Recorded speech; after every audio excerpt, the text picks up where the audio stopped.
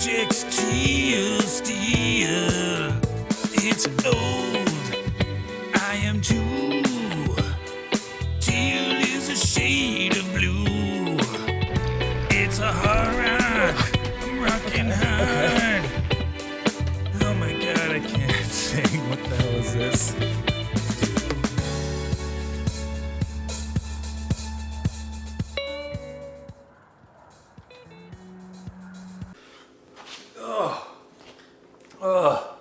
Hey everyone, how you doing? Welcome back to another video. Sorry I missed an upload last week. I hate it when that happens. Me and Abby went to Austin, Texas last weekend. She did a yoga with Adrian class, and the plan for me was to go ride Walnut Creek on the Jeffsy. I've never been there before. There was also a giant bike demo, so I was gonna film riding a trance or maybe even an anthem, something like that.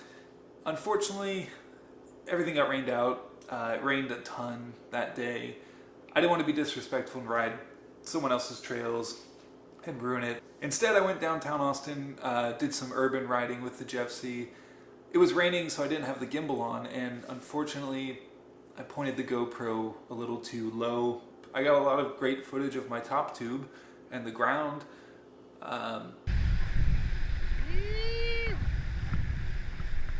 So I didn't have enough usable footage to actually create a video. So I don't know if you want to call it fate, but while we were in Austin, I was on Craigslist and I found the perfect candidate for a project bike. So I did end up with a new bike last weekend. Please say hello to Project Teal Steel. I don't have anyone to actually move the camera, so go ahead and roll that B footage. So what we have here is a 1988 Specialized Hardrock. At least from my research, it's a 1988. The guy that sold it wasn't 100% sure. It's got a 6-speed index rear derailleur shifter. The front derailleur is actually a friction shifter, so I gotta get used to that. It's got, I believe, Diacomp cantilever brakes. It's got a Sun Tour rear derailleur. It's a Shimano Altus on the front. So this bike is 30 years old. To me, it appears to be mostly original. I picked it up for a great deal. It was less than $100, and I see a lot of potential in it. I went on its first ride the other night. All right. Got the gloves on, the long sleeve. It's a little chilly out. I'm going to go ride. Oh, light would help. I'm going to go ride this new bike I've named Teal Steel because it is teal and it is made of steel. I'm the most creative man in the world.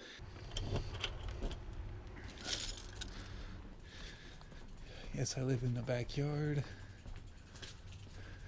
Come on. All right, we are off. Dang. So first thing I notice is how quiet it is.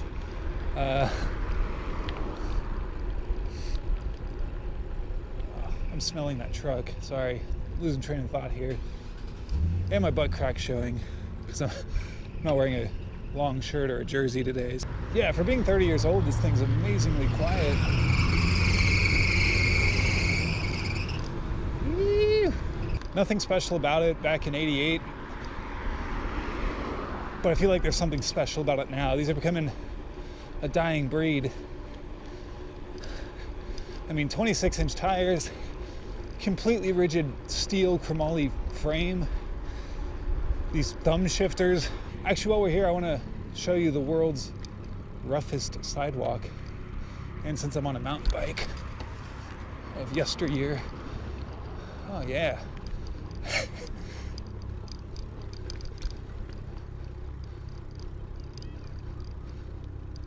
Look, I don't know, you probably can't tell on film, but this thing is atrocious. Not the bike, but the sidewalk. Oh my God. It's so cool. The bike now. Now I'm talking about the bike.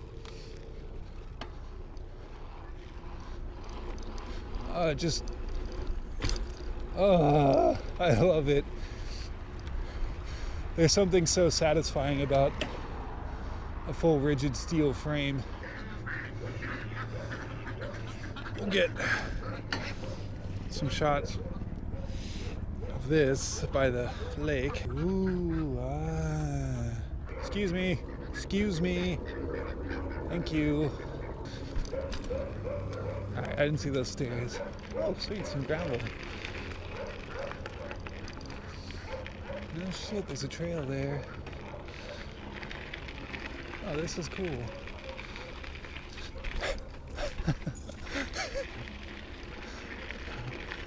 This is cool. I didn't know this was here. So this will be a nice little testing ground for bikes like this. I'm super pumped on it. I really like it. It takes you back to a simpler time, a simpler bike. It's something I can just grab, get on, commute to work if I wanted to. And if it gets stolen, I'm out $70. It's a win-win for me. I never thought I'd be this excited to have such a cheap bike, but I don't know, I just see a lot of potential in it, and that's what this video is all about. Let's talk about plans for it. This will be a cool little video series. I'm not a master mechanic, so it's going to be a lot of learning, a lot of trial and error, but I'm super excited to do that. I really like working on things, so this is going to be awesome. So far, I've already updated the tires. It had these 1.5 inch wide Bontrager like city tires.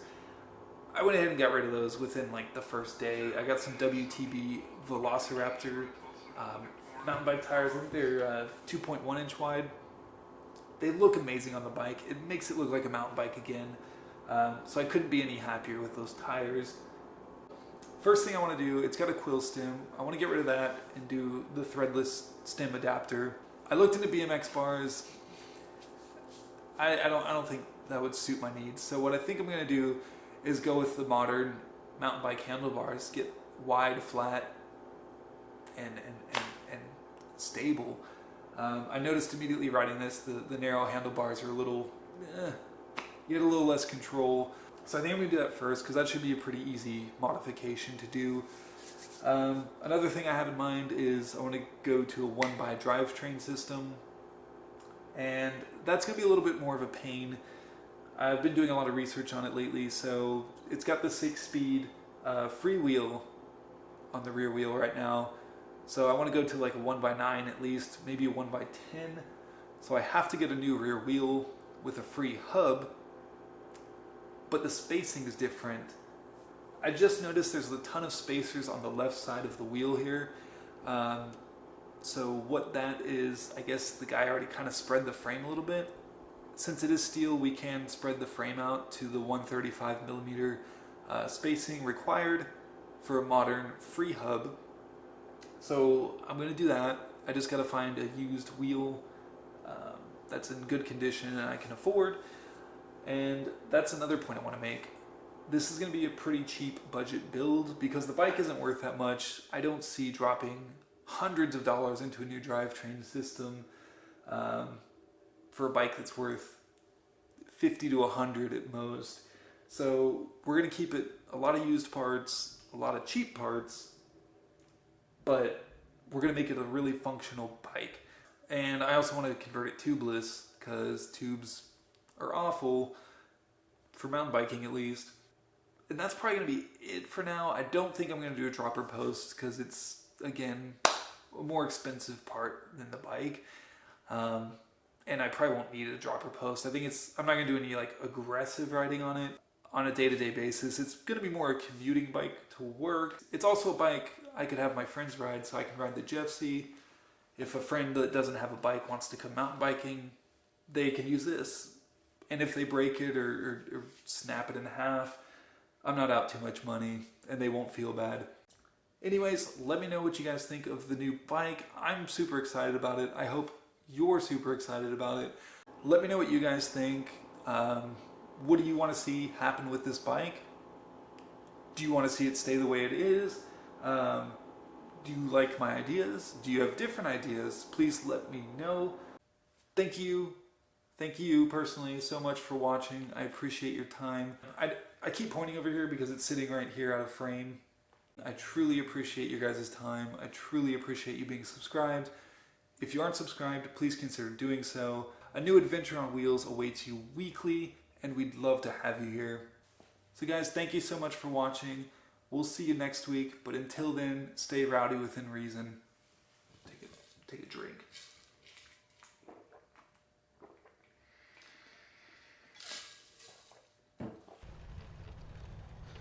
Okay, I hear something rubbing.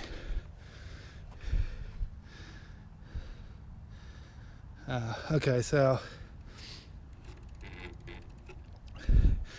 Well, there's a problem already. So, the rear tire is moved. It's rubbing the frame now. So, I'm guessing these dropouts, or at least the bolts on the dropouts, are coming loose. So, I need to get back home while I still have a rideable bike, sort of.